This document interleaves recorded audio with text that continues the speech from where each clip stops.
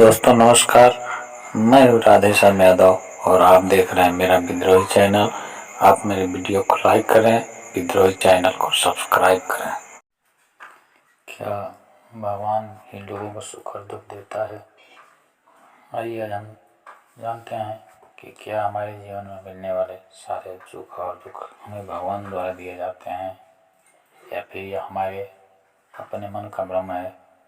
अगर आपके मन में भी इस तरह के सवाल पैदा हो रहे हैं तो आप सही जगह पर आए हैं। आइए आज हम इसके गहराई में चलकर इसका विश्लेषण करने का प्रयास करते हैं और जानते हैं कि इसकी सच्चाई क्या है। सबसे पहली बात कि यह मनुष्य का स्वभाव है कि जो भी अच्छा होता है उसका श्रेय हम अपने आप को देते हैं और जो भी हमारे साथ गलत होता है उसका दोष हम ईश्वर पर देते हैं। मान लीजिए अगर आपने कोई बड़ा पद पा लिया, कोई अच्छी जगह बना ली, मान सम्मान पा लिया, फिर हम इसका श्रेय अपने आप को देने लगते हैं कि यह हमने कर दिया या हमारे क्वालिटी की वजह से हुआ है या मेरे प्रयत्नों के फलस्वरूप हुआ है। लेकिन अगर कोई बहुत बड़ा अपमान मिलता है, कोई बहुत बड़ा या छोटा नुकसान होता है तो उसका दोष हम ईश्वर पर देते हैं कि ईश्वर हमारे साथ अन्याय कर रहा है, वह मेरे साथ ही ऐसा क्यों करता है और उसकी यही मर्जी है। यह तमाम ऐसे सवाल हैं जो मनुष्य जाति को भ्रम में डालकर उसे तनाव युक्त बनाए रहते हैं।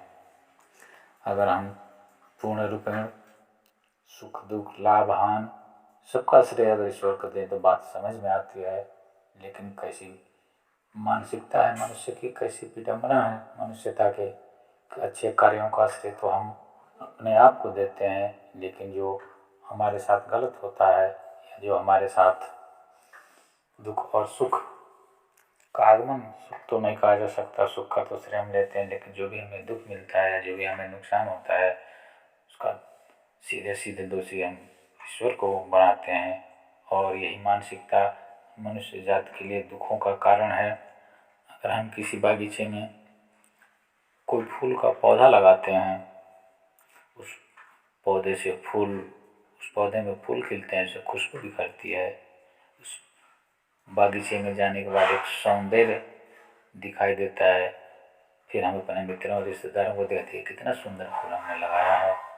तब हम यह भूल जाते हैं कि यह फूल हमने सिर्फ लगाया है, लेकिन उस फूल के, उस पौधे के अंदर जो जीव है, उसके अंदर जो खुशबू का केंद्र है वह हम निर्मित नहीं कर सकते, हमारे बस का है भी नहीं।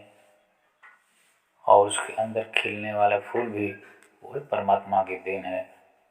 उसी परमात्मा ने उसको बनाया है, उसको रचा है, उसने रंग भरा है और वह उसकी देखभाल करता है। लेकिन तब हम यह कहते हुए कि यह फूल हमने लगाया है, देखो कितना सुंदर फूल हमने लगाया, हम मेहनत करके हम फूले नहीं समाते। लेकिन अगर वही कोई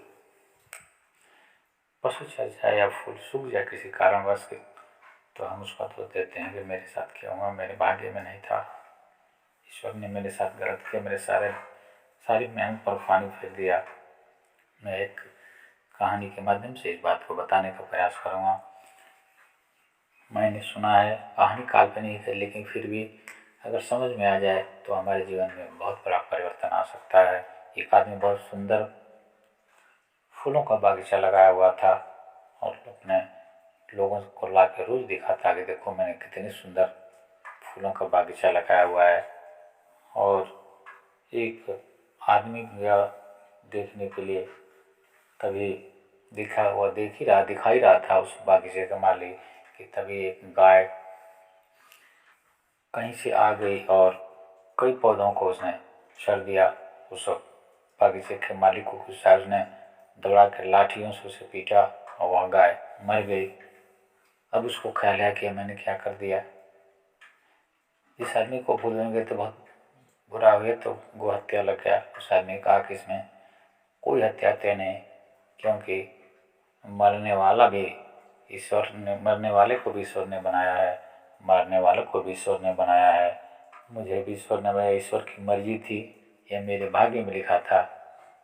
कि मेरे ही हाथों उसका अंत होगा, ये कोई पाप नहीं, कोई हत्या नहीं। उस आदमी ने कहा कि अगर सब कुछ ईश्वर करता है, अगर उसने ही तुम्हें मारने के लिए कहा था तो यह क्यों नहीं मान पाते कि अब बागीचा भी लगाने के लिए उसी ने संकेत दिया होगा, भले हम उस संकेत को समझें या न समझें। ये मैं आप सबके साथ कहना चाहता हूँ कि जो भी अच्छा होता है उसे हम अपने से जोड़ लेते हैं, और जो बुरा होता है उसे हम ईश्वर के ऊपर छोड़ देते हैं, उसका सारा दोष ईश्वर को देते हैं।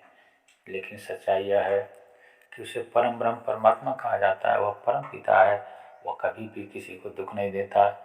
इस दुनिया में जो भी दुख मिलते हैं वह हमारे कर्मों और व्यवहारों के दुष्परिणाम है। अगर हम किसी के साथ बुरा बर्ताव करते हैं, अगर हम किसी के साथ बुरा व्यवहार करते हैं, अगर हम किसी के साथ अन्याय करते हैं, तो उसके परिणाम स्वरूप हमें दुख भोगने पड़ते हैं। और अगर हम कोई अच्छा कर्म करते हैं, किसी से अच्छा व्यवहार करते हैं, किसी को धोखा नहीं देते, तो उसके फलस्वरूप हमें सुख मिलता है। बस इतनी सी बात है, सुख और दुख के बीच बुनियादी भेद यही है कि हमारे अच्छे कर्मों, हमारे अच्छे व्यवहारों के बदले में हमें सुख मिलते हैं, हमारे दुष्कर्मों, हमारे बुरे कर्मों के बदले में हमें दुख मिलते हैं। और यह उसी अनुपात में मिलता है जिस अनुपात में हम कर्म करते हैं। यही सभी दुख और सुखों का राज है। वह परम ब्रह्म परमात्मा जो पूरी दुनिया का पालन करता है, वह तो अच्छाई का सागर है, वह किसी के साथ गलत कर ही नहीं सकता, वह किसी को दुख दे ही नहीं सकता। एक साधारण पिता भी नहीं सोचता दुख देने के अपने बच्चों को, फिर तो वह परम पिता है जो किसी को भी कभी दुख के बारे में सोचता है नहीं। इसने इतनी बड़ी दुनिया मनुष्य के आनंद के लिए बनाया है, वो कभी भी दुख नहीं दे सकता। यह हमारी मानसिकता है, यह हमारी विकृत मानसिकता है कि हम अपने सारे दोषों का श्रेय उसको देते हैं, सारे दोष हम उस पर आरोपित करते हैं। लेकिन कहीं न कहीं उसको सारे दोष के जिम्मेदार हम हैं। जिस दिन मनुष्य अपने इस जिम्मेदारी को लेना सीख जाएगा, उस दिन उसका जीवन खुशियों से भर उठेगा। मित्रों, अगर ये वीडियो पसंद आए तो आप मेरे विद्रोही चैनल को सब्सक्राइब करें। मिलते हैं अगले वीडियो में, तब तक के लिए नमस्कार, जय हिंद, जय भारत, वंदे मातरम।